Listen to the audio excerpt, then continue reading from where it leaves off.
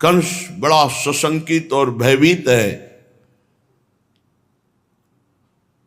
उसी समय सभा में विराजमान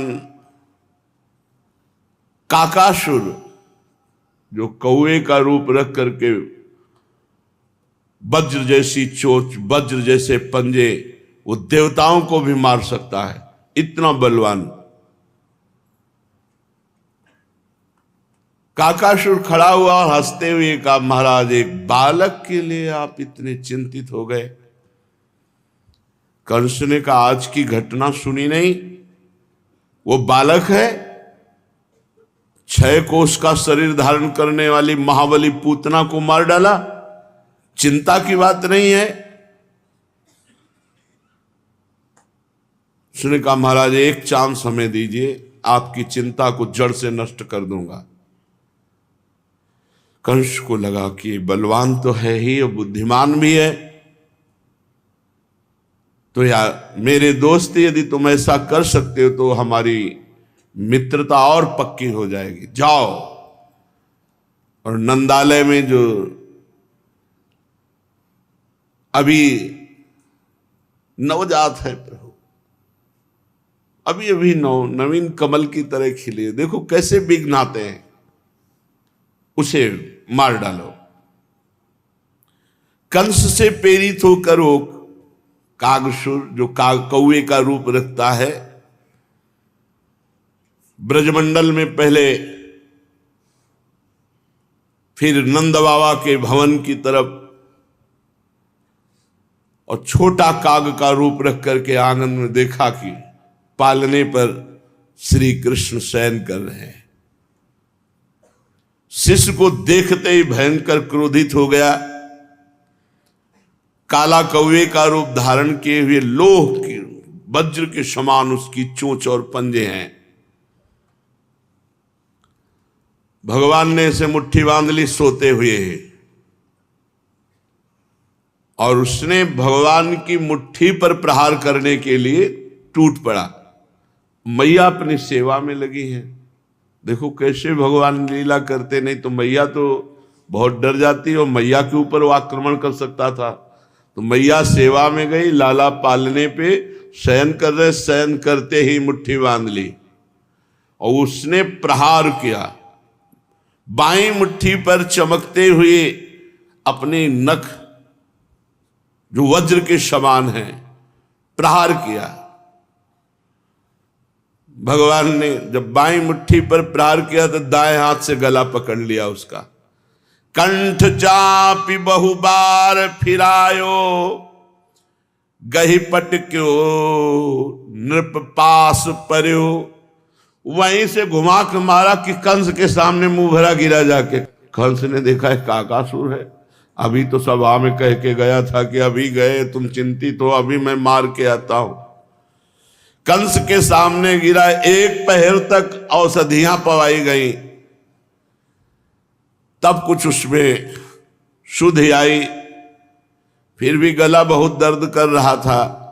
उसने कहा, सुनहु कंस तब आई सरयो, धरि अवतार महाबल को, एक ही कर मेरो गर्व हर्यो।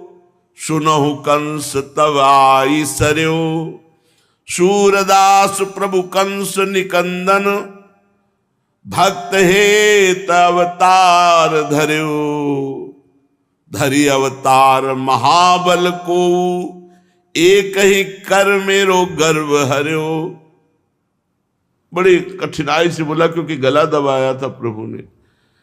कंस ये कोई अवतार है, बालक नहीं, कोई महाबल का अवतार है। मैं एक ही हाथ से गला पकड़ करके मुझे फेंका है।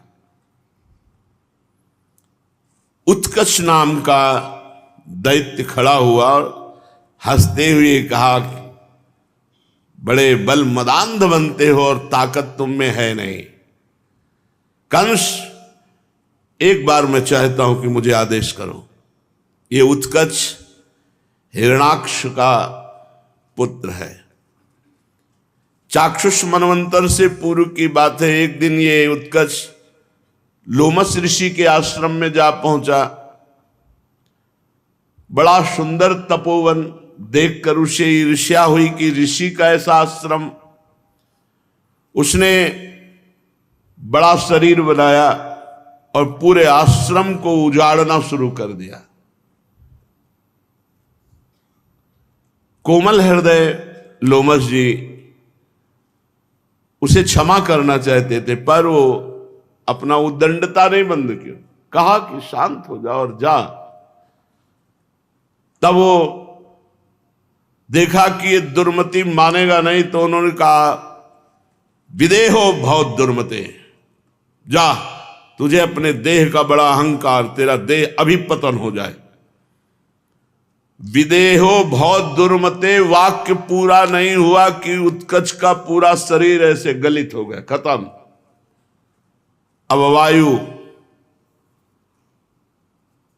वायु रूप में वो पुकार पुकार के कह रहा, क्षमा करो हे ईश्वर, मैं बार बार आपसे जीवन दान चाहता हूं, क्षमा करो, मैं बहुत कष्ट में हूं। महात्माओं को गुस्सा पानी में जैसे लकीर करे ना, बस ऐसे होता है गुस्सा। वो भी उसके कल्याण के लिए होता है। कभी अपने स्वार्थ की पूर्ति में बाधा पड़ने पर क्रोध नहीं होता, जब परमार्थ में बाधा होती तब उनको क्रोध आता है। और वो भी क्रोध एक क्षण के लिए, जैसे पानी में लकीर खींचो, खत्म। बड़ी अनुकंपा, बड़ा दुलार करने लगे। अच्छा, तुम्हें बहुत पीड़ा है, थोड़े दिन तो तुम्हें कष्ट भोगना पड़ेगा। सच्चिदानंद भगवान श्री कृष्ण का जब अवतार होगा, तब उनके हाथ से तुम्हारा उद्धार हो जाएगा, तुम अपने स्वरूप को प्राप्त हो जाओगे। काफी समय हो गया था, बड़ा भूख प्यास से व्याकुल वायु रूप होकर भयंकर भटकता रहा। कंस ने वायु रूपधारी उत्कच से कहा, सच्ची तुम उस बालक को मार सकते हो? उत्कच ने हंसते हुए कहा, अभी हमारा आतंक आपने देखा नहीं।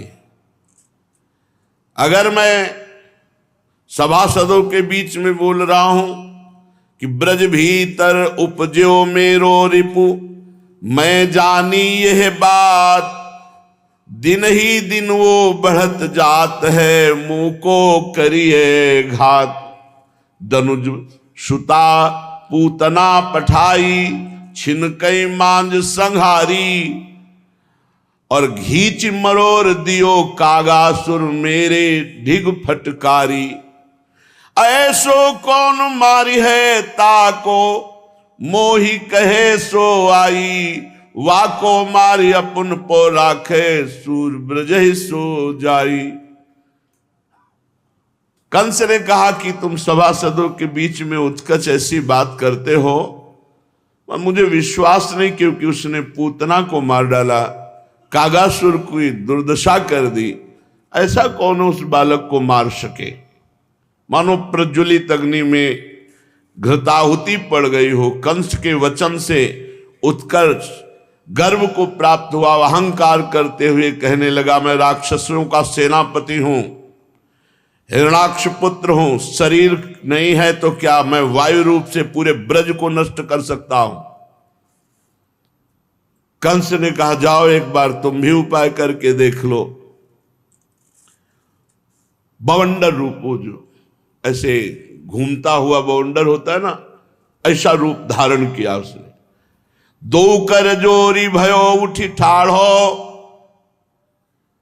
प्रभु आयस मैं पाऊं, ही आते जाए तुरंत ही मारो, कहो तो जीवित लाऊं। और कंस से कहा, तुम आनंदित रहो, कहो तो मार कर मैं फेंक दे या जिंदा तुम्हारे सामने ले आवे। कंस ने भूरी भूरी प्रशंसा की, वाह वीर, जाओ उसको मार डालो। ब्रजेंद्र नंदन के प्राण हरण का संकल्प करके वो भीषण दैत्य ब्रज की तरफ चला मथुरा से। और ब्रजेंद्र नंदन योगींद्र मुनिंद्र दुर्लभ चरणारविंद, उनको मारने की, जो काल के भी महाकाल है, बीच बीच में घबराहट पैदा हो जाती कि पूतना को मार डाला, कागासुर की दुर्दशा कर दी, कहीं ऐसा तो नहीं कि मेरा शरीर तो लोमस जी ने ले लिया और जान ये ले ले। बीच बीच में घबरा जाता है, फिर रुक जाता है, फिर हिम्मत किया और बाबा के महल की सीमा पर आकर राउंड लगा रहा है। वो वैसे चलता ना, घूमता हुआ वायु चक्रवात, ऐसे मानो बाबा के महल की परिक्रमा कर रहा हो, चारों तरफ वो घूम रहा है। शरद और हेमंत की संधि का प्रभात है, चारों तरफ आनंद ही आनंद ब्रजमंडल में छाया हुआ है।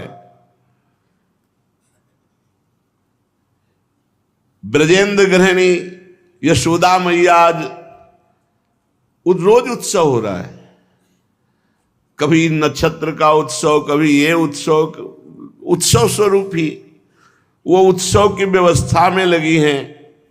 रोज ब्राह्मणों को बुलाना, अभिषेक कराना, दान देना, ब्राह्मणों को भोग पवाना, गौओं की पूजा करना, ब्रजवासियों को बुलाना, उनको पवाना, रोज उत्सव हो रहा है। रोहिणी जी के सहित वो सेवा में लगे हैं, पर धीरे से एक बार सेवा करते करते लाला का दर्शन कर लेते हैं। सुखपूर्वक लाला शयन कर रहा है। अगर जरा सा भी शंका हुई तो दौड़ करके पहुंच जाती है नजदीक, लाला को गोद में उठाती है, दुग्ध पान कराती, फिर शयन करा देती है। प्रभु उठे, भोग लगा, श्रृंगार हुआ, फिर भोग लगा, फिर शयन हुआ, फिर उत्थापन, फिर भोग लगा, फिर श्रृंगार हुआ, फिर शयन। यही तो है, यही अष्टयाम सेवा कर रही है यशोदा मैया। रोहिणी जी यशोदा मैया सेवा में लगी हैं और धात्रियां दासियां भी उनकी आज्ञा का पालन कर रही हैं। कभी कभी प्रभु बड़े जोर से किलकार मारते हैं, दौड़ पड़ती हैं धात्री, यशोदा जी, रोहिणी जी नजदीक आती, छोटे छोटे वाद्य रखे, झुनझुनाए, ऐसे ऐसे अखिल कोटि ब्रह्मांड नायक प्रभु किलकारियां मारते हैं। नंद नंदन अभी कोई झुनझुना बजा रहे, कोई कुछ गा रहे, इतने में धीरे से करवट ली। अरे आज मेरे लाला ने करवट लिया, करवट बदलने का उत्सव हो। अब पहली बार लाला ने करवट लिया है, दाहिनी करवट ली, फिर मैया को क्या कहना, अपार आनंद। आज करवट बदलने का उत्सव होगा। हमारे लाला ने करवट बदली है। एक ही साथ तुमुल ध्वनि हो गई, बाबा को सूचना करो, ब्राह्मणों को बुला। अरे लाडले है, मंत्रोच्चारण करें, उनको गौएं दान करो। लाला ने करवट स्वयं बदली है, स्वयं करवट ली है। यशोदा मैया मुख चुम्बन करती हैं, हृदय से लगाती हैं। इतने में ये समाचार सुनकर लाला ने करवट बदली है, बाबा और बूढ़े बूढ़े गोप आ गए। शयनम पार्श्वनोपपीडम शयानमम सुकुमार कुमार पीड मकस्माद्विलोक्य तद्वृत्ते धात्रीभिर्मात्रे निवेदित मात्रे सात मात्रानंद कंदलिता निज नंदन मंगलातिशय स्पृहणी श्रीमन्नंद क्षितिस गृहिणी भर्तुराज्ञाम सुगाताम शंभूय भूयः सर्वा समाहूय तमे महोत्सवम महामहोत्सवम चकार। बाबा आए, आज मेरे लाला ने करवट बदली, महोत्सव हो, नहीं महामहोत्सव हो, पूरे ब्रजमंडल को पवाओ। आज लाला स्वयं अपनी शक्ति से करवट बदला है। बाबा ये शक्ति दे रखा। ये नहीं देखा कि लाला छाती में चढ़ के पूतला को मारा, कागासुर को मरोड़ दिया। ये वात्सल्य में नहीं दिखाई देता। उनको लगता है भगवान मेरे नारायण ने मेरे बालक की रक्षा की। नंद द्वार पर शंख ध्वनि, दुंदुभी, भेरी, वेणु, वीणा, मृदंग, ये सब बाजे बजने लगे। मंगल गान करती हुई ब्रजांगनाएं नंद महल में आने लगी। धान्य, दूर्वा, हरिद्रा, चंदन, मांगलिक द्रव्य हाथ में लेकर गोपियों का दल वेदज्ञ ब्राह्मण ब्रजेंद्र नंदन ने समस्त ब्रह्म ऋषियों के चरण धोए और स्वर्ण के पात्रों में भर भर करके रत्न अन्न राशियां दान की। सुंदर बहुमूल्य वस्त्र, रत्नाभूषण, मणिमालाएं, ये सब ब्रह्म ऋषियों को दान की। फिर करोड़ों की संख्या में गौदान किया, नंद उपनंद सब। और जहां भगवान है वहां कभी कमी नहीं होती। करोड़ दान करे तो कई करोड़ व्यवस्था हो जाती है। ब्रजेंद्र की पूजा से संतुष्ट ब्राह्मणों ने आशीर्वाद दिया, लाला चिरजीवी है। ये हृदय से आशीर्वाद देते हैं। महिलाएं जो ब्रज युवतियां हैं, वो जो गांव के गीत गाए जाते हैं, अपने गीत गा रही हैं। ब्रजरानी ने उट्टन लगा करके लाला को स्नान कराया। जब ऊपर से जल डालते तो लाला किलकारी करता है। देखो भावना में, देखो सुख मिलता है भावना में डूबने से। बड़ी सी थाल है, पहले गोदी में लेकर के अंगराग उपटन लगाती, फिर बीच थाल में खड़ी कर देती और अनुकूल जल के द्वारा प्रभु का अभिषेक है, स्नान करा रहे। प्रभु कैसे आनंदित हो रहे, घुंघराली अलकावली, विशाल नेत्र, श्याम कांति, मुस्कुरा रहे हैं, किलकारी कर, जैसे जल डाले ना तो ऐसे ले, ऐसे बाल गोविंद। जो युवतियां हैं वो गीत गा रही हैं, सर्वांग जल से अभिषिक्त करके स्नान कराकर मैया अपने अंचल से पूछती है। बाद में गोद में लेकर के गोरोचन का तिलक लगाती है। फिर अनामिका से अच्छी तरह पोंछ करके काजल लेती है और बड़े बड़े अरविंदाक्ष नेत्रों में काजल लगाती है। आंजते समय जब काजल लगाते तो बालक रोने नहीं लगते, तो रोने जैसा प्रभु कर भैया पुचकार, नहीं नहीं नहीं नहीं, रोना नहीं, रोना नहीं, काजल ऐसे लगा रही। ये सुख मिलता है उपासना से। जिनके सूर्य और चंद्र नेत्रों से प्रकाशित होते हैं, उनको प्रकाश मिलता है उन आंखों में, यशोदा में। और प्रभु रोने जैसा करते तो पुचकारते, रोना नहीं, रोना नहीं, पर वो रो ही देते। तो मैया जल्दी से अपने दुग्ध को उनके मुख में डाल, फिर पुचकार करके, हे पर ब्रह्म परमात्मा को कैसा दुलार। यही तो भाव में दम है। जगत के माता पिता वही हैं और उनको गोद में यशोदा मैया दुलार कर रही है। जब मीठा मीठा अनुकूल दुग्ध मैया का मुख में जाता है तो काजल लगे हुए नेत्र से नंद नंदन मां की तरफ देखते हैं। मां निहाल हो जाती है, आत्मविस्मृत सी हो जाती है। कुछ ब्राह्मण आए कुशा हाथ में लिए हुए और शांति कुंभ जल से आर्द बना बना कर मंत्रोच्चारण करके भगवान के ऊपर ऐसे छिड़क रहे हैं, शांति पाठ करते जा रहे हैं। प्रोक्षण छोटी छोटी बूंदें जल की पड़ रही तो नंद नंदन सो जाते हैं। हाँ बढ़िया, कुशा से छिड़क रहे ना, ठंडी ठंडी जल की, प्रभु आंख बंद कर लेते हैं। क्यों? क्योंकि वो मड़रा रहा है आसपास, सो नहीं, सोच रहे ज्यादा कुसा उसा जल छिड़कने में समय लगा है तो इनको भी समेट ले जाएगा, तो हम इनको बचाएंगे कि पहले उसको प्रहार करेंगे। प्रभु को पता है, सर्वज्ञ है। श्रीनायकोत्थानिक मंगलेस्मिन् प्राप्ताः समग्रा अपि गोपवध्वा ग्राहम सुखम तन्न कथम मयेति निद्रा शनैरीश दृशम किमागात। बिल्कुल सो गए कि कोई भी आसपास न रहे।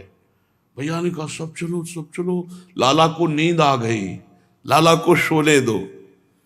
और प्रांगण के भाग में सकट, गाड़ी के पहिए निकालने के बाद जो हिस्सा बचता है उसे सकट कहते हैं। वो मैया ने उसी सकट के पलना में लाला को सुला दिया। चलो साहब, वो सकट को ऐसे केवल लकड़ी का थोड़ी है कि मरकत मणि से पट्टियां, लाल मणि से, सब ऐसे मणियों से जटित वो है छकड़ाऊ, जो सकट कहते हैं। पहिया हटा देने के बाद गाड़ी का जो हिस्सा बचता है उसे सकट कहते हैं। मैया ने धीरे से तकिया लगाया, सुला दिया और सबसे कहा यहां से हट चलो, लाला को नींद आ गई है। अचिंत लीला महाशक्ति ये सब संविधान बना रहे हैं, नहीं तो गड़बड़ हो जाएगा, पूरा परिकर परेशान हो जाएगा। ब्रज महिषी, अब यशोदा जी, रोहिणी जी जो आए हुए ब्रजवासी जन, उनको खवाने पियाने स्वागत में यशोदानंदन की दृष्टि उस महान राक्षस पर है जो मारने आया है, आंख भर मूंदे हुए हैं। उत्कच दैत्य सीधे आंगन में आया, सूक्ष्म रूप रखा और अत्यंत आनंदित हुआ कि अब सकट के नीचे है, बस अपना भार बढ़ाना है, सकट पे रख के नीचे गिरेगा और बालक मर जाएगा। वायु रूप उत्कच उस सकट को अपना लक्ष्य बनाया जिसमें नीचे लालजू शयन कर रहे हैं। लालजू ने दृष्टि डाली, आओ बेटा, तुम्हारे बाप तो हम ही है, जगत के तो है ही, लेकिन तुम्हारे भी है, तुम कितनी चतुरता करोगे, हमें तुम बालक समझते हो। भगवान ने दृष्टि से देखा, कितने भाग्यशाली है जो दृष्टि बड़े बड़े ऋषि मुनि आराधना करके चाहते हैं, वो उसको सहज मिल रही है। भगवान ने एक अंगूठा मुंह में डाला और चूसने लगे, मानो उसको दिखा रहे हैं कि मैं जग रहा हूं, सो नहीं रहा हूं। वहां कोई आसपास नहीं। भगवान ने ऐसी लीला की शयन की कि सब चले गए थे।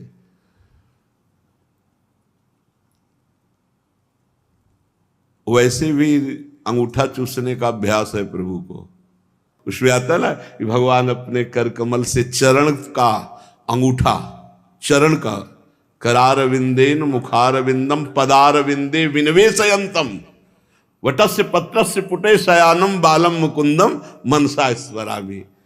तो कर पग गही अंगूठा मुख मेलत, प्रभु पौढ़े पालने अकेले, हरसी हरसी अपने रंग खेलत। अभी सोने की लीला करो, जब चले गए ना तो आनंदित हो। मान लो जैसे कोई पहलवान युद्ध करना हो तो थोड़ा अंग अपने, तो अपने अंग और अंगूठा पी रहा। जे चरणारविंद श्री भूषण उरते ने कुनटारती, देखो धोखा रस चरणन में मुख मेलत कर आरती। जो चरणारविंद के रस को सुरमुनि करत विषाद, सो रस है मोहू को दुर्लभ ताते लेत स्वाद। ये सब लोग हमारे चरणों की क्यों वंदना करते हैं? बड़े बड़े ऋषि मुनि चरणों का ध्यान करते हैं, तो क्या स्वाद चरणों में? तो भगवान चरण पकड़ के खुद अपने अंगूठा का स्वाद ले रहे हैं। इसी समय वो सकट पे पहुंचा, वही उत्कच, और एक बार भगवान को देखा। सा पूतना पोथ कोयम पोतो विसंकट सकटाधरस्तादास्ते साक्षात मृत्युम विधातुम तुम नो कोपि जंतुर्मुष्य शक्यतीति लक्ष्यते छद्म रूप सद्म तयाचा पूतना संस्थिता तस्मादमूर्तैव सन्नो पूर्तये भवानी। ये पूतना को मार दिया, छोटा सा नीलमणि ये पूतना को मार दिया। सा पूतना पोथ कोयम पोतो, अरे पूतना क्या थी, उसको इसने मार दिया। मुझे तो विश्वास नहीं होता कि ये पूतना को मार सकता है। उत्कच ने देखा, तो भी मैं आज इसके प्राण हर ही लूंगा, वैसे तो बहुत सुंदर है और इतना सुकुमार है कि पूतना को कैसे मार सकता है। ऐसा निश्चय करके सकटे पर अपना जाकर बैठ गया और वजन बढ़ाने लगा। आसुरी माया का विस्तार, सकटा भारी वजन, और उसने जितना वजन लगाया पूरा अपनी आसुरी माया का कि नंदन इसी के नीचे पिस जाएंगे। और उत्कल को पता नहीं था कि अनंत ब्रह्मांड एक रोमकूप में धारण करते हैं, एक रोमकूप में दिखरावाते माता है अद्भुरो प्रचंड रोम रोम प्रतिलागे कोटि कोटि ब्रह्मांड ब्रह्मांड निकाया निर्मित माया रोम रोम प्रतिवेद कहे। क्या जाने हो असुर, भगवान को पीस डालने की इच्छा से पूरा भार रख दिया उस छकड़े के ऊपर। भगवान ने कहा कि तू धूर्तता यहीं दिखाने आया है हमारे घर में। किलकारी मारी एक चरण ऐसे, एक चरण ऐसे लगा दिया छकड़े पे। पालने से काफी दूर होगा छकड़ा। और छोटे से नंदन बामन बन के गए थे तो पहला पग ब्रह्मलोक गया था। ये है ये, वो पूरी ताकत लगा रहा है, छकड़ा टस से मस नहीं हो रहा। छोटे से नंदन का एक चरण केवल से पूरी ताकत लगा रहा है। सकटासुर वही उत्कच। उत्कच ने सोचा कि कहीं और गोपगण आ गए तो हमारी बात बिगड़ जाएगी। पूरा फिर संकल्प करके माया के द्वारा पूरा बल, लेकिन जितनी मायाएं हैं उन सब मायापति तो भगवान है। कहां वात्सल्य रस से दुलार करने वाले बाबा और मैया के द्वारा पोषित लालजू ने योग माया की तरफ देखा कि बहुत उपद्रव कर रहा है ये। ब्रजेंद्र नंदन के वात्सल्य का आस्वादन, कहा मैं बालक हूं और ये उत्कच उपद्रव मचाने आया है। योग माया ने कहा सरकार बस आपका इशारा ही काफी है। जहां प्रभु थे सकटा ऐसा उल्टा कि नीचे सकटासुर वही उत्कच, और योग माया ने अपना बल विस्तार किया, किचकिचा गए, वही मर गए। भगवान की अनंत शक्तियां हैं। वो अंदर से काख रहा है, रो रहा है, करुण क्रंदन कर रहा है। योग माया ने आवाज बंद कर दी। जैसे अभी भगवान यहां प्रकट हो तो ना किसी को शब्द सुनाई देगा, ना किसी को रूप दिखाई देगा, ना भगवान जितना कार्य करते हैं वो सब योग माया से करते हैं। भगवान अगर योग माया तो एक को जिसको दर्शन देना होगा वही केवल देख सकता है, वही सुन सकता है भगवान क्या कह रहे, दूसरा नहीं। तो वहां आवाज बंद कर दी। योग माया उपाश्रिता। गोप गोपांगनाएं इतना चीखा वो दैत्य छकड़े के नीचे, और योग माया का दबाव, पिसा चला जा रहा है, मार चीख रहा, लेकिन घर में किसी के कान में आवाज नहीं पड़ रही। योग माया ब्रजेंद्र नंदन के इशारे में चलने वाली है। दैत्य मर गया, लेकिन सकटे में स्पर्श लालजू का चरण, और सकटे में वो था, तो लालजू के चरण के स्पर्श मात्र से, छकड़े के स्पर्श मात्र से वो दिव्य रूप में आ गया। उसका आसुरी शरीर तो मर गया। भगवान के अब योग माया इस समय किसी को आने नहीं दे रही। भगवान के सामने दिव्य रूप धारण करके चरणों में योग माया ने आदेश के तुरंत अंतर, यहां विनय और प्रार्थना का भी समय नहीं।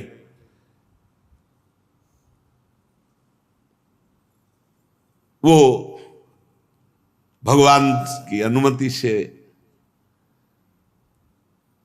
अब आवाज पहुंची छकड़े की। समझ रहे, छकड़ा गिरे हुए कितना समय हुआ, वो मरा, फिर वो हाथ जोड़कर प्रार्थना की, दिव्य रूप धारण किया, और जब चला गया तब छकड़े की आवाज पहुंची।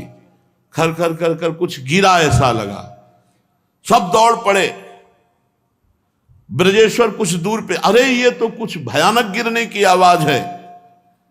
रोहिणी जी, यशोदा मैया चीख पड़े आंसू बहाते हुए, ये जिधर आवाज आ रही उधर तो छकड़ा था, छकड़े के नीचे लाला था, व्याकुल होकर भागी।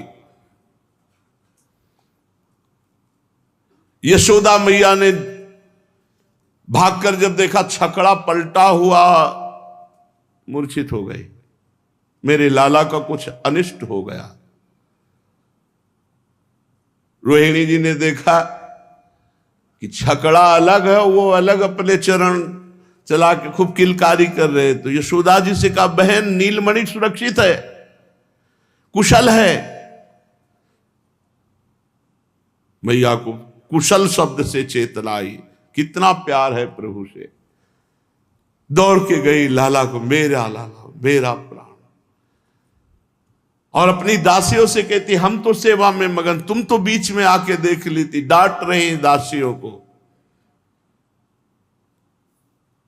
अश्रु प्रवाह से भगवान को अभिषेक कर रही यशोदा। लाला अगर तुझे कुछ हो जाता तो मेरा क्या होता। खूब रो रहे। बालों में नवनीतस्य मृदुलस त्रैमासिको श्यांतिके हा कष्टम सकटस्य भूमि पतनात् भंगोय अकस्मात। नंद बाबा आदि बड़े बड़े बूढ़े ब्रजगोप सोच रहे, ये तो छोटा सा लाला और ये सकटा कैसे पलट गया, ये तो बहुत मजबूत रेशम की रस्सियों से बना हुआ, ये ऐसा कैसे हो सकता है। तच्छ्रुत्वापि न मे गतम यदि सुभिस्ते नास्मि ब्रजाधिका। और थोड़ा तो आवाज होती, एकदम कैसे पलट गया। रस्सी टूटती, कुछ थोड़ा आवाज होती, कैसा ये। हाय रे, मेरा नवनील नीलमणि मक्खन से भी सुकोमल है, और इसके निकट पूरा का पूरा सकटा उल्टा होकर के गिर जाना, मेरे तो प्राण निकल रहे हैं बात सोच करके कि अगर मेरे लाला को कुछ हो जाता तो मेरे प्राण सब ब्रजवासियों के तो यही है। श्री लालजू महाराज खूब रतन उतार करके फिर दान करते हैं। बाबा के यहां दान चलता रहता था। ब्रजरानी समस्त गोप और गोपियों के सामने कहती कि तुम सब आशीर्वाद दो, तुम्हारे आशीर्वाद से ही हमारे लाला को कुछ नहीं हुआ, नहीं इतना बड़ा सकटा पलट गया था, कुछ हो जाता। सब आशीर्वाद दो। हम गोद पसार कर आशीर्वाद मांगते हैं सब ब्रजवासियों से, ब्रजगोपों से, कि हमारे लाला को कभी कोई कष्ट ना हो।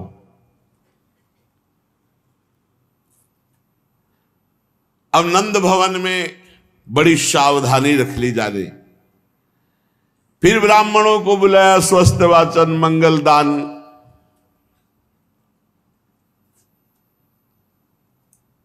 माता जी छाती से श्री लालजू को लगाए हुए है। इतने में कुछ गोप बालक भागते हुए आए और वो लालजू से, उनके नित्य सखा है, लालजू से कुछ बात कर रहे हैं तोतली बाड़ी में। मामा मम पापार्षतः सूर्यताम या यदा चा चा चा चरण मुमुत्था पितवानयाम ता ता ता तदा ते तेन स्पृष्ट मात्रो डी डी डी डी दीन इवोद वृता सोयम स स सकटा।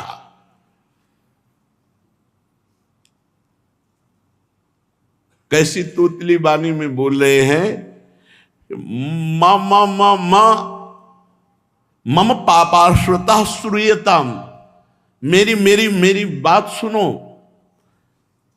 या यदा चा चा चरण मुमुत्था पितवानयाम, ये जो सकटा पलटा है मैंने दूर से देखा है। ये कन्हैया ने लात मारी सकटा। ता ता ता तदा ते तेन स्पृष्ट मात्रो डी डी डी डी दीन इवोद वृता सोयम स स सकटा। ये जो पूरा माटों सहित सकटा पलटा है, ये कन्हैया ने लात मारी है, इसी से पलटा है। बाबा ने कहा अभी सीधे उठ के तो बैठना नहीं आता, लात मारेगा, सकटा पलट जाएगा। रुदतानेन पादेन क्षिप्त मेतन संशय। कैसे ऐसा हो सकता है, मेरा छोटा सा लाला। किंतु वो ब्रजवासी बालक बार बार कह रहे कि इसी के चरण के प्रहार से सकटा पलटा है। बाबा ने माखन दे देकर, हाँ ठीक है जाओ। वात्सल्य के आगे विश्वास नहीं होता, ध्यान रखना, वात्सल्य के आगे विश्वास नहीं होता। ऐश्वर्य का उपनंद जी ने और बूढ़े ब्रजवासियों को बुलाया, गणित लगाई, कैसे पलट सकता है, इतना मजबूत बंधा था, ऐसा कैसे। बाबा ने कहा गणित बाद में लगाना, पहले छकड़ा ठीक करो। जवान जवान बलिष्ठ गोपों ने, जो 50 की संख्या में थे, सकटा को ठीक किया, सामग्री रख दी गई। बड़ा वेद मंत्रों के द्वारा पूरा घर पवित्र किया गया। विप्रा मंत्र विदो युक्तास्तैर्याः प्रोक्तास्तथा शिषा ता निष्फला भविष्यन्ति न कदाचिदपि स्फुटम। मैया को इस सकट गिरने से बहुत भय लग गया। अब कभी अकेले नहीं छोड़ना लाला को, चाहे रोहिणी जी रहे या कोई सखी रहे और या मैया रहे, एक दो तो पास ही रहेंगे। नंद बाबा तो एकांत में हुए हो, कहा हे नारायण, पग पग पर विपत्ति आती हो, आप कैसे बचा लेते हो हमारे पुत्र को। और ये नहीं कह रहे, सोच रहे कि जिनके अंश से नारायण प्रकट हुए वो स्वयं अंशी भगवान है। अब ब्रजेश्वरी पहली बात तो एक क्षण गोद से ही नहीं उतारती थी, और अगर कहीं उतारा तो रोहिणी जी या कोई न कोई धाय मां वहां उपस्थित रहेगी। शाम हुई, लाला को शयन करा रहे। जसुदा मदन गोपाल सुआवे, देखी शयन गति त्रिभुवन कंपे, ईश बिरंची भ्रमावे। जब ये शयन करते तो पूरा समेट के शयन करते, मैं ब्रह्मलोक तक सब बोले, पूरा कंपायमान अनंत ब्रह्मांडों का कर विनाश करके सबको अपने में लेके शयन करते। उनको यशोदा मैया स्वयं शयन करा रही। असित अरुण सित आलस लोचन उभय पलक परि आवे, जनु रवि गति संकुचित कमल जुग निश अली उड़न न पावे। मानो कमल संकुचित हो रहे रात्रि में, ऐसे प्रभु के नेत्र मुंद रहे हैं। कैसे लाल लाल छोटे छोटे ओष्ठ हैं। श्वास उदर उसित यो मानो दुग्ध सिंधु छवि पावे। जब तो उदर जो भगवान का ऊपर नीचे हो रहा है, बड़ी शोभा हो रही। नाभि सरोज प्रगट पद्मासन उतरी नाल पछितावे। वही नाल, वही नाभि जिससे ब्रह्मा जी प्रकट हुए है, यशोदा मैया ऐसे ऐसे उदर में लाला धीरे धीरे सो रहा है। कर सिर तर कर श्याम मनोहर अलक अधिक शोभावे। सूरदास मानो पन्नगपति प्रभु ऊपर फन छावे। जसोदा मदन गोपाल सुआवे। प्रातः काल हुआ, फिर लालन की दिनचर्या स्नान आदि सब करा करके शुभ्रांशु वक्तम तडिदालिलोचनम नवाब्द केशम सरधभ्र विग्रहम भानु प्रभावम तमसूत रोहिणी ततच्च युक्तम सहि दिव्य बालकहा। रोहिणी के लाला बलराम जी कैसे एकदम गोरे। आज सुंदर मैया श्रृंगार करके आंखों में अंजन लगाकर सिर पर केश सवार करके और श्याम वर्ण के वस्त्र धारण करा है। बलराम जी अधिकतर पसंद करते श्याम वर्ण प्रभु के श्रीअंग का। गोरे हैं, बस प्रियालाल जैसी जोड़ी है, एक गोरा एक सांवला। सूर्य के समान दुर्धर्ष तेज है बलराम जी का। ऐसे परम सुंदर बालक को, और इधर यशोदा मैया ने श्याम सुंदर का श्रृंगार किया। बलराम जी बड़े हैं, बहुत ही दिव्य भगवान का बाल स्वरूप है। बलराम जी को तो पूरा वस्त्र धारण कराए और इनको झगुलिया पीत धोती, ऐसे घुंघराली अलकावली, काजल लगाया। फिर ब्राह्मणों को बुलाया, जात कर्म संस्कार, क्योंकि आज नाम रखा जाएगा, अभी तक नाम नहीं रखा गया। वसुदेव ने पहले ही जब गए थे मथुरा कर देने नंद बाबा, तो बता दिया था कि ज्यादा जोर का उत्सव कोई मत करना, हमारा भी लाला आपके यहां है, रोहिणी पुत्र बलराम। ये बात कंस को अगर पता चली तो खतरा हो जाएगा। इसलिए अगर आप जो भी उत्सव बालकों के करें, बड़े गुप्त रूप से करें, अन्यथा राक्षस अनिष्ट कर देंगे। अभी तक बलराम जी का दर्शन सार्वजनिक रूप से किसी भी ब्रजवासी को नहीं हुआ था, इतना गुप्त रखा गया था। रोहिणी तनय के दर्शन ब्रजवासियों को नहीं, लाला के तो हो गए बाबा के, लेकिन बलराम जी को इतना छुपा के रखा गया था क्योंकि देवकी जी की 6 संतान मार डाले थे, तो इससे भय था देवकी जी की ही तो संतान बलराम जी भी हैं, आकर्षण करके रोहिणी जी के गर्भ में आए थे। वसुदेव जी की पत्नी, इसलिए बहुत नंद बाबा गुप्त रखे थे। और पहले ही जन्म बलराम जी का हुआ है, पर कोई उत्सव नहीं मनाया बलराम जी के जन्मदिन का। अभी तक कोई उत्सव बलराम जी का नहीं। इतना नंद नंदन का उत्सव हो गया, अभी तक बलराम जी को आंगन में नहीं लाया गया क्योंकि डर था। अब सबसे पहले बलराम जी को अब लाया गया नंद नंदन के पास। अभी तक गुप्त रूप से बलराम जी को रखा गया। जीव ही बलराम जी ने, वो तो उन्हीं के संग हृदय ही हैं, पर जे भी प्रथम बार नंद नंदन को देखा तो आनंद अश्रु बलराम जी के चल रहे हैं, छवि में भर गए, मानो समाधि लग गई अपने प्रभु को देखकर। शेष जी है ना, रोहिणी तने यशोदानंदन का ये परस्पर प्रथम मिलन, पूज्य राधा बाबा लिख रहे हैं, ये प्रथम मिलन यहां है, अभी तक नहीं मिले। कितने आश्चर्य की बात है, कितना बलराम जी को गुप्त रखा गया। शुभ मुहूर्त, बड़े बड़े ब्राह्मण, बालक युगल मिदो पृथगालयाम्ब नतामेव, अलग गुप्त महल में रखा गया था बलराम जी को, जहां किसी का भी प्रवेश नहीं, केवल रोहिणी जी जाकर उनको पवाना शयन कराना बस।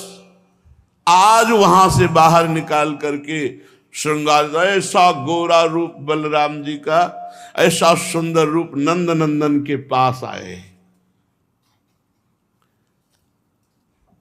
लालजू किलकारियां मार रहे हैं।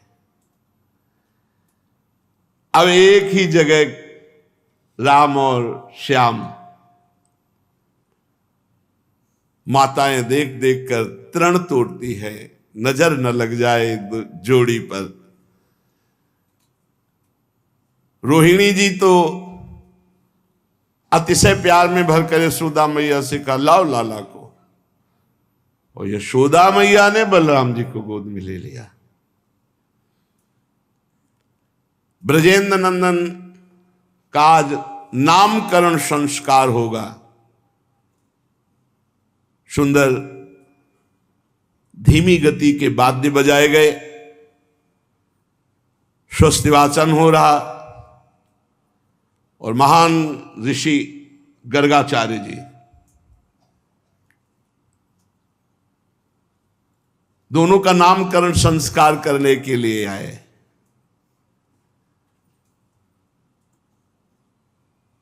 कहा कि देखो, हमारे मन में भागवतिक प्रेरणा हुई है।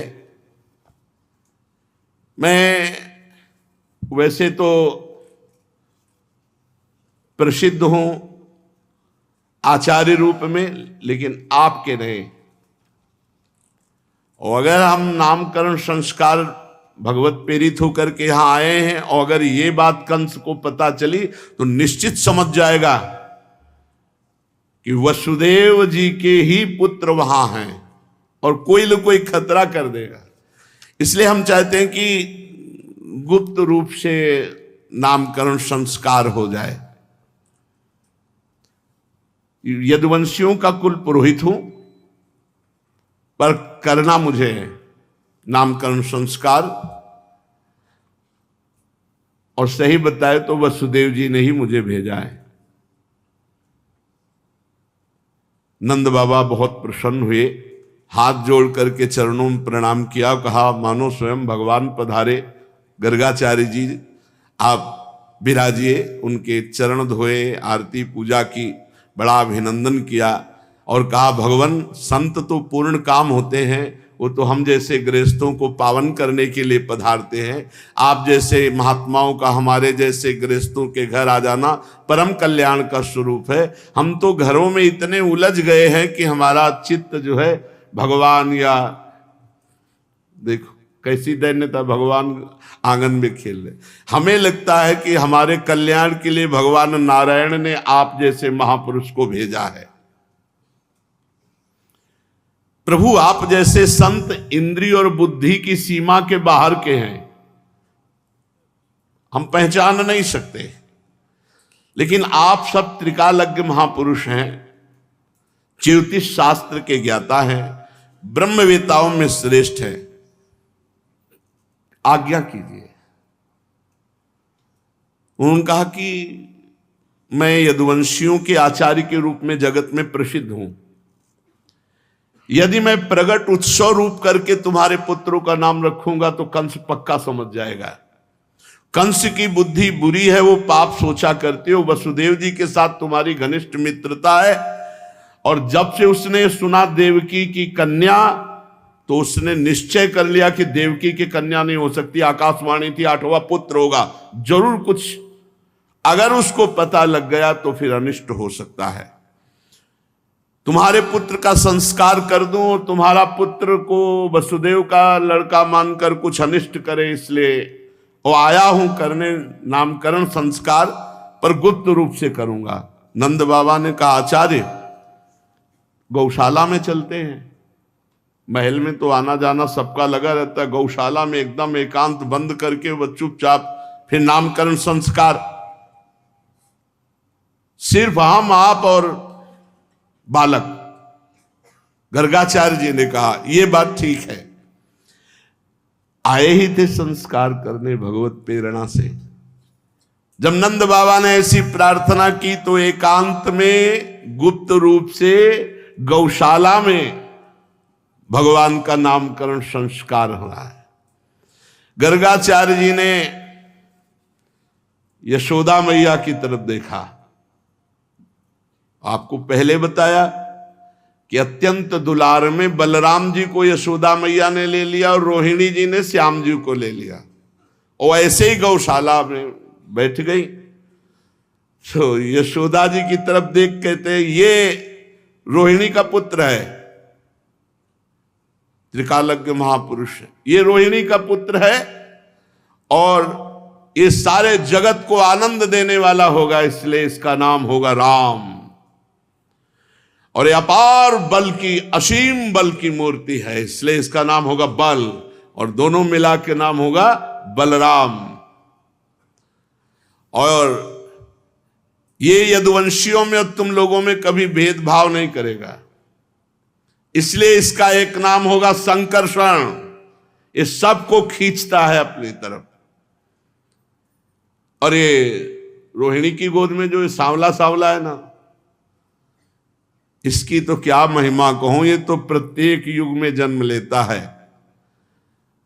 ये पीछे बहुत रक्तपीत आदि विभिन्न रंग स्वीकार करके अवतार ले चुका है। अब की बार ये श्याम वर्ण हुआ, इसलिए इसका नाम होगा कृष्ण। गर्गाचार्य जी ने कृष्ण नाम, नामकरण संस्कार में कृष्ण नाम, वैसे तो भगवान के अनंत नाम है। नंद जी, ये तुम्हारा पुत्र पहले कभी वसुदेव जी के यहां भी प्रकट हुआ था। इस रहस्य को जानने वाले इसका नाम श्रीमान वासुदेव।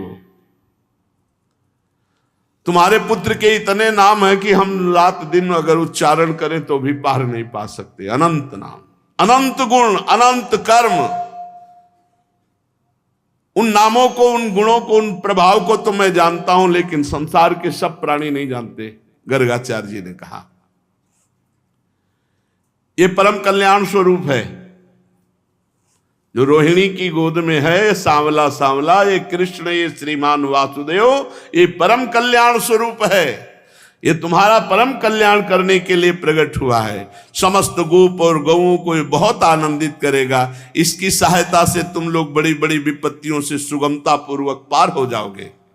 ब्रजराज, ये पहले भी युगों में प्रकट हुआ है।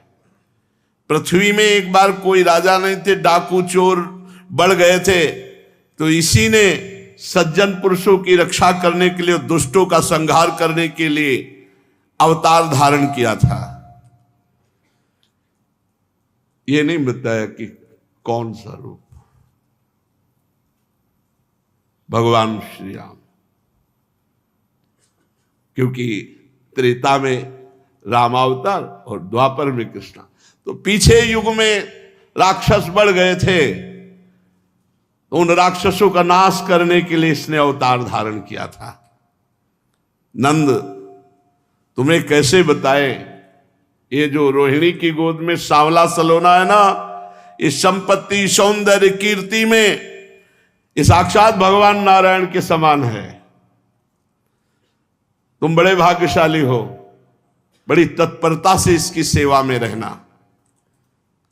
नंद बाबा को भली भांति समझाकर गर्गाचार्य जी गुप्त रूप से नामकरण संस्कार करके अपने आश्रम को लौट गए। नंद बाबा को बड़ा आश्चर्य हुआ कि गर्गाचार्य जी कह रहे पहले युगों में अवतार लिया, ये भगवान नारायण के समान। रोने लगे कि ये तो सब मेरे नारायण की कृपा। ये बिल्कुल नहीं आता बाबा के हृदय में कि भगवान है। यही है वात्सल्य, मेरा लाला ये तो नारायण की कृपा है जो मेरा ऐसा सद्गुण संपन्न पुत्र हुआ। अब एक दिन मैया लाला को गोद में लेकर के बहुत पुचकार करके दुग्ध पान करा रही थी।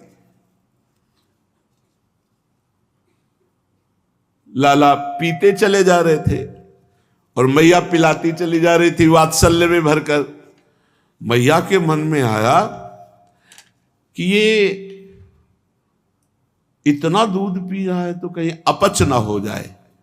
एकदार भकमादाय स्वांकमारोप्य भामिनी प्रश्नुतम पाययामास स्तनम स्नेह परिप्लुता पीत प्रायस्य जननी सा तस्य रुचिरस्मितम मुखम लालयति राजन जंभतो दृदशे दृशम इदम। दूध पिला, छोटी सी तोंद इतना दूध पी गया। तो लाला की तरफ देख के कि इतना दूध पीने पर अपच नहीं होगा तुझे, और ऐसे तोंद में ऐसे पेट में ऐसे। तो लाला मुस्कुराया, जोई आ किया खम रोदसी ज्योतिरनी कमासा शूरेन्द्रुवन्हि श्वसनाम बुधिश्च द्वीपान्नगास्तद्दुहित्रवनानि भूतानि यानि स्थिर जंगमानि। आकाश पृथ्वी ग्रह नक्षत्र तारे पूरा चराचर जगत भगवान के मुंह में। मानो भगवान दिखा रहे मैया ये दूध मैं अकेले नहीं पी रहा, पूरे ब्रह्मांड को यहां से सप्लाई हो रही, पूरे ब्रह्मांड को जा रहा है ये दूध।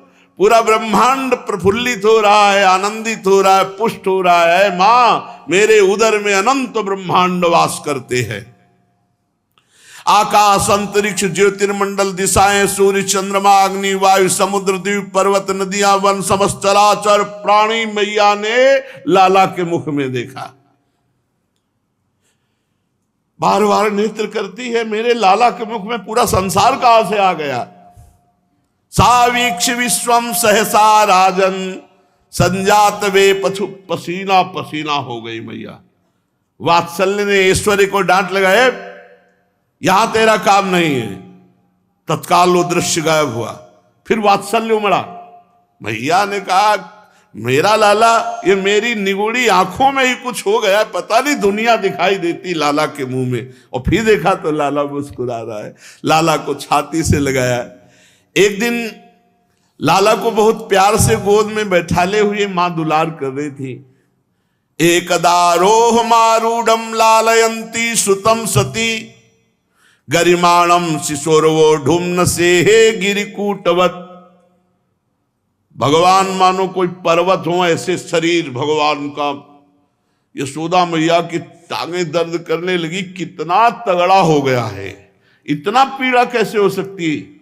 और उधर कंस के पास जब सूचना पहुंची कि जो तुम्हारा उत्कच था ना वहीं सब कच्छ हो गया, दोबारा तुम्हारे खबर भी देने नहीं आएगा।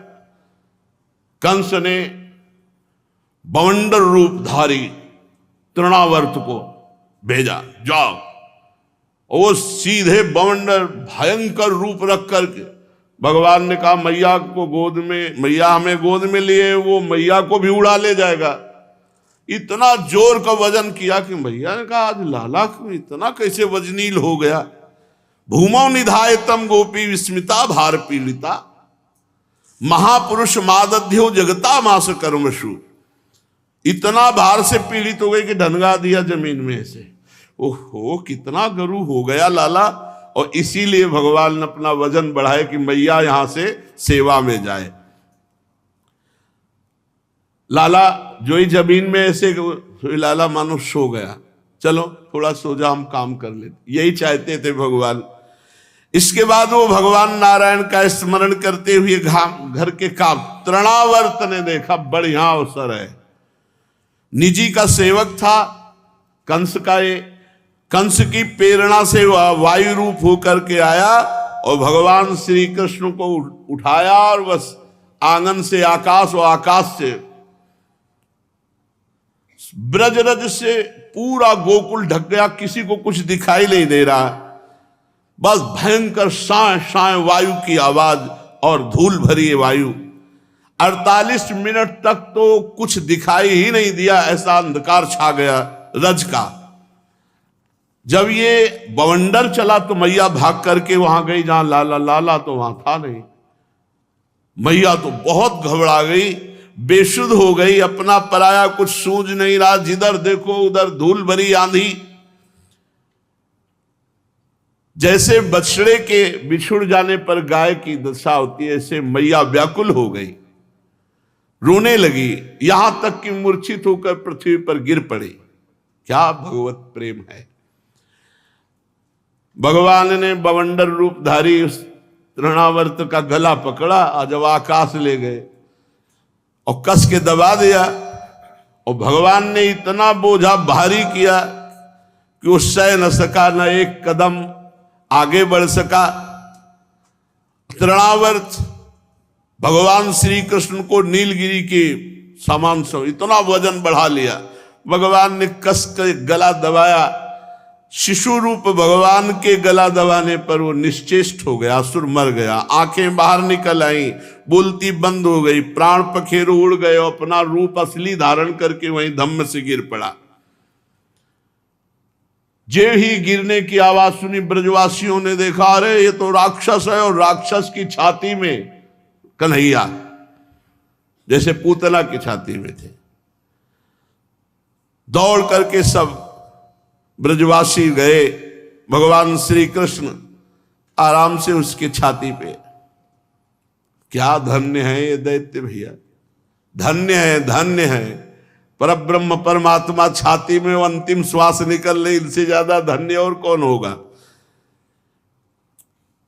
गोपिकाओं ने दौड़ करके लाला को गोद में उठाया, छोटे से लाला, और भार नहीं सह पाया तृणावर्त। मैया जब होश में आई, लाला गोद में दिया। मैया अत्यंत आनंदित होकर बार बार भगवान नारायण को प्रणाम कर रही, भगवान आपने हमारे बालक की रक्षा की। यशोदा मैया बाबा से कहते, बड़े आश्चर्य की बात है, देखो कितनी बड़ी घटना, ये कौन सा ग्रह नक्षत्र हमारे पीछे पड़ा है कि जब से बालक हुआ कोई न कोई देख लो। लोग कहते हैं हम बड़ी समस्या में, हम कहते हैं परमात्मा जब अवतरित होते तब यहां समस्या संसार डालता है, तुम तो मनुष्य हो। चाहे रामावतार देखो, चाहे कृष्णावतार देखो, देखो देखो ये राक्षस तो हमारे बालक को मृत्यु के मुख में डाल दिया था, परंतु हमारे नारायण भगवान ने जीता जागता हमें वापस कर दिया, और उस दुष्ट को उसका पाप ही खा गया। सच है, साधु पुरुष अपनी क्षमता से संपूर्ण भयों से बच जाते हैं। हम लोगों ने पता नहीं कौन सा ऐसा तप किया। यशोदा मैया नंद बाबा से कह रही, भगवान की पूजा की, या किसी प्यासे को पानी पिलाया, या कोई बाग बगीचा, या कोई दान पुण्य बना, जिससे हमारा बालक मरते मरते बच जाता है। ये बड़े सौभाग्य की बात है। जब नंद बाबा ने देखा कि महावन में बहुत सी अशुभ घटनाएं घट रही हैं, तो वसुदेव जी की बात पर बार बार याद आया कि वसुदेव जी कोई बहुत बड़े योगी हैं, वो कह रहे थे कि कोई न कोई अशुभ घटना घटेगी। भगवान सच्चिदानंद में अवतार ही इसीलिए लिए थे कि इन दुष्ट जनों का जो कभी भी उद्धार नहीं हो सकता था, उनको परम पद प्रदान किया। अब कृष्ण बलराम घुटनों के बल धीरे धीरे चलने लगे। ये बकैया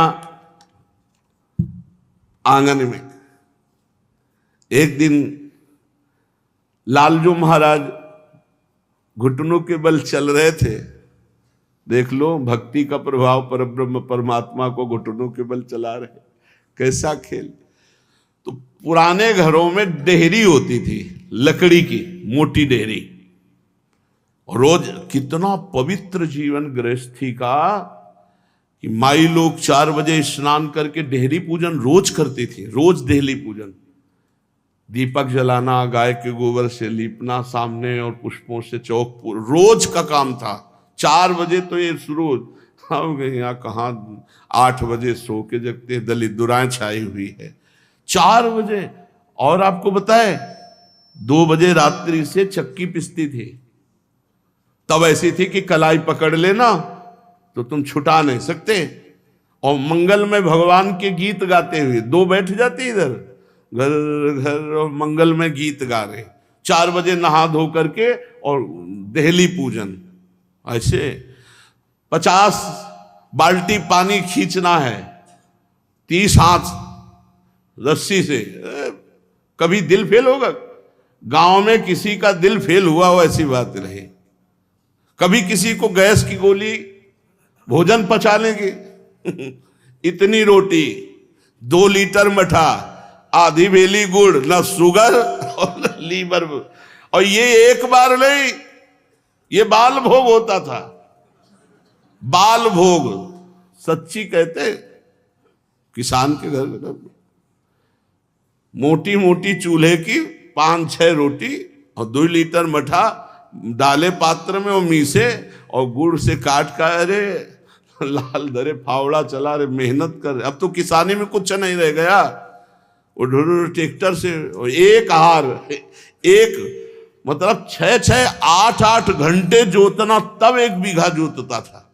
कितना पवित्र जीवन था। तो बाबा की मोटी डेहरी थी।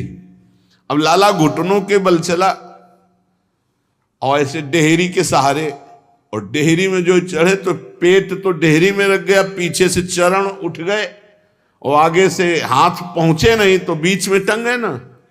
अब रोने लगे तो देवर से नारद जी बीड़ा बजाते हुए पहुंच। देखा प्रभु रो रहे हैं, ना तो आगे हाथ जा रहा ना पीछे पैर जा रहा है, क्योंकि बीच में टंग गए मोटी डेहरी नंद बाबा की।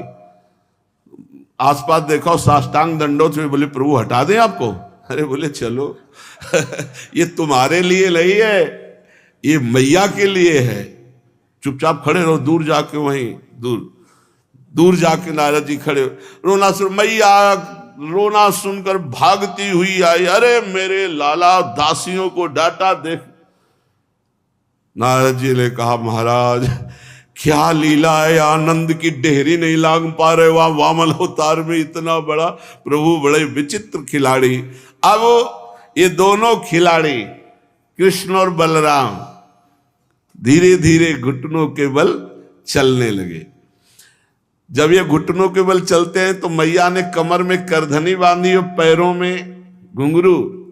ऐसी रुंझुन रुंझुन आवाज होती है। ऐसे श्याम गौर जोड़ी दोनों बाबा के आंगन में खेलते हैं, मानो बाबा हर समय परमानंद में। और दोनों एक दूसरे को देखकर खिलखिला कर हंस देते हैं। एक दिन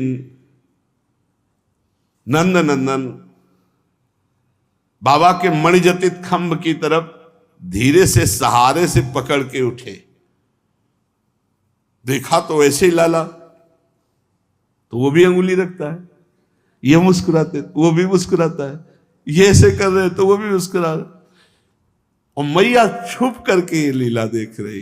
बाबा के मणिजटित खंभे जो आंगन के, उनमें लाल विविध प्रकार की बाल लीलाओं से वो परमानंद यशोदा मैया को प्राप्त हो रहा है जो ब्रह्मा आदि को भी नहीं प्राप्त हुआ। चलते चलते किसी के पीछे लग लेते हैं, और जब वो इनको गोद में लेने को चलता है तो अरे फिर दौड़ करके पीछे घुटनों के बल ऐसे। और यशोदा मैया, रोहिणी मैया ये देख देख करके आनंदित हो रही। माताओं का हृदय वात्सल्य स्नेह से भरा हुआ है। कभी कभी अब ये घर के बाहर चलने लगे घुटनों के बल ही, और ब्रज रज लगाए हुए जब लौटते तो बड़ी सुंदर शोभा होती।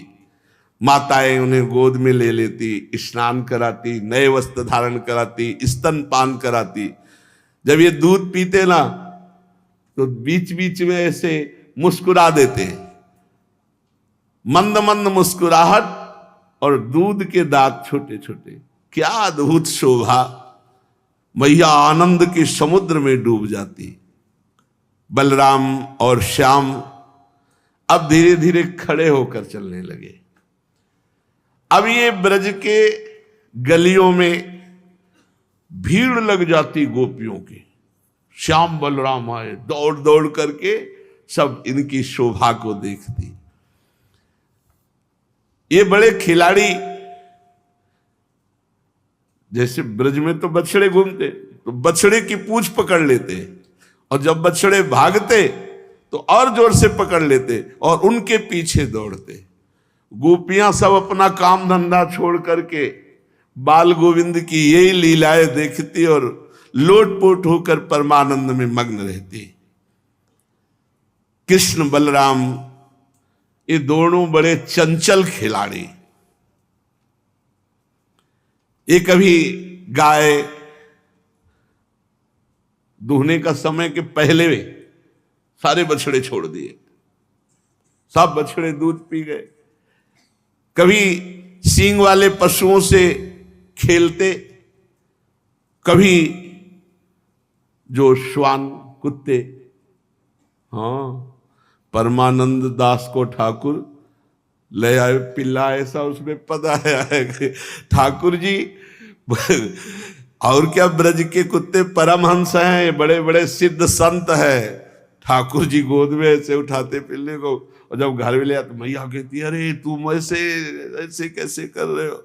बड़े चंचल खेल खेलते, बड़े खिलाड़ी। कभी मोराज पक्षियों से। ये सब ब्रज के महान संत हैं। माताओं को हृदय में डर लगा रहता, कहीं कुछ ऐसा न कर ले जिससे इनका अनिष्ट हो जाए, इसलिए माताएं तो घर के काम कर ही नहीं पाती, सदैव इन्हीं को देखती रहती, इन्हीं के बचाने की चिंता में रहती। अब ये यशोदा और रोहिणी के लाल घुटनों के बिना सहारे के ये चलने लगे। अब पहली शुरुआत की अपने घर से। कृष्ण बलराम ने जितने माट रखे थे कमरे में सब फोड़ दिए, और सब दही, नवीन वाले नहीं, जो एक दिन पहले के थे, सब फोड़ करके। बहुत सी गोपियां घर आई हुई थी। मैया ने कहा इनको डांटना पड़ेगा।